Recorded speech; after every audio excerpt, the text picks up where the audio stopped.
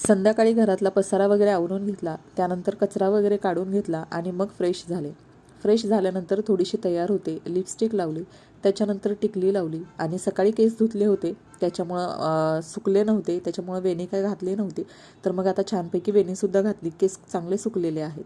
त्यानंतर आले, पहिली देवपूजा करून घेतली कारण 7 वाजून गेले होते. देवाला दिवा लावला, अगरबत्ती लावली आणि त्याच्यानंतर मग आता पुढच्या माझ्या संध्याकाळच्या कामाला सुरुवात. तोपर्यंत ना इथे विघ्नेशसुद्धा ट्युशनवरून आला होता आणि त्यानंतर आता मी किचनमध्ये माझं जेवण बनवण्याचं काम सुरू केलं. भेंडीची भाजी करायची होती, मसाला भेंडी, त्याच्यामुळे भेंडी फ्राय करत ठेवली आणि साईडलाच दोडके जे होते ते ताजे ताजे दोडके आणले होते, त्याच्यामुळं मसाला दोडक्याची ग्रेव्हीवाली भाजी करायची होती. दोडके सगळे फ्राय करून घेतले मसाल्यामध्ये आणि त्याच्यानंतर गरम पाणी टाकायचं होतं. भेंडीवरती जे गरम पाणी करायला ठेवलं होतं तेच मी दोडक्याच्या भाजीत टाकलं. साईडला भाताचा कुकरला पण लावून घेतला. आता तिन्ही गॅस बिझी आहेत, त्याच्यामुळे इथं सॅलड कट करून ठेवलं आणि शेवटी भाकरी करायला घेतली.